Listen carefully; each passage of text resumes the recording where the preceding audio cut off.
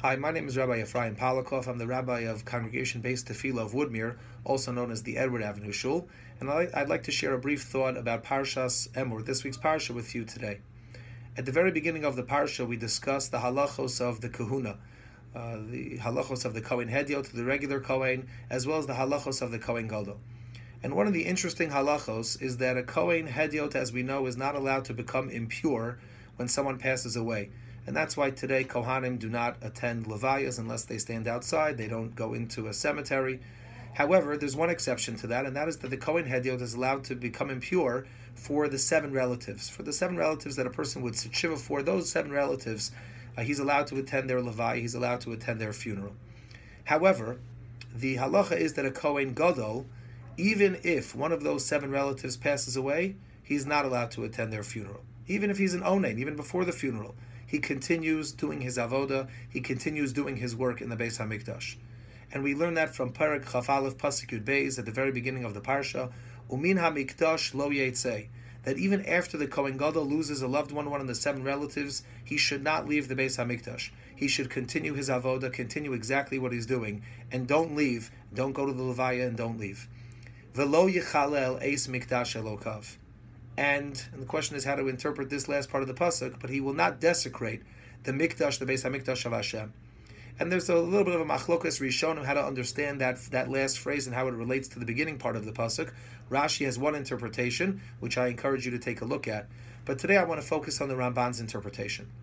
And the Ramban says that if this Kohen Gadol would leave the Beis HaMikdash, he would desecrate, even if he's leaving for the levaya of a loved one, even if he's leaving for one of the 7 krov and one of the 7 relatives. But if he would leave, he would desecrate the Beis HaMikdash.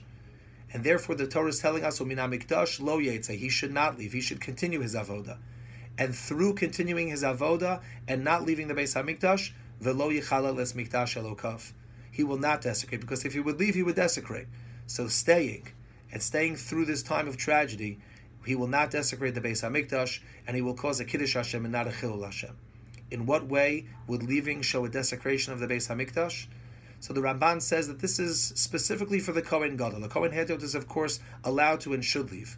But the Kohen Gadol has to recognize his unique role as the lead, as the chief Kohen in the Beis HaMikdash, as the one who oversees all of the other Kohanim and all of the other Avoda, and has to recognize that great kavod that he's serving HaKadosh Baruch Hu and overseeing the avodah in the Beis HaMikdash has to trump all else, even the kavod of his relatives, even if it means skipping the levaya and not attending the funeral of one of his loved ones. If he would leave this incredibly important avodah, that would show a slight desecration of the Beis HaMikdash, a slight desecration of the avodah in the Beis HaMikdash, and a slight desecration of the name of Hashem, and that's why he's not permitted to do so. Fascinating. But I think that it's something that we can all really apply to our lives, because so often in life we're involved in one thing or the other, and something else is vying for our attention.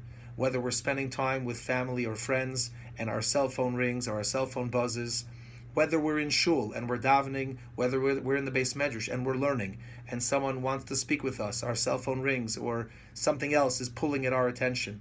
And so often it's easy to just say, you know what, I'll just take 1 minute, and I'll just take a quick look, I'll just take a quick phone call, I'll just address this, address that. But in reality, when we do that, we show a lack of appreciation for what we're involved with. If we're out to dinner with our spouse, or we're spending time with our children, and we take a phone call that's not necessary, or we look at something that's not necessary, we're taking away a little bit from that relationship, from that time, that quality time being spent together. And certainly when we're davening in Shul and when we're learning in the Beis Medrash, we have to have the utmost chashivus and importance for what we're doing and what we're involved with, and not to get distracted by things that are not necessary, not to get distracted by things that are not urgent. That's the lesson of Umin HaMikdash lo yetzei, velo yichalel eis mikdash elokav. Of course, we're not the Kohen Gadol, but we can take these lessons and certainly apply them to our lives. Have a wonderful Shabbos.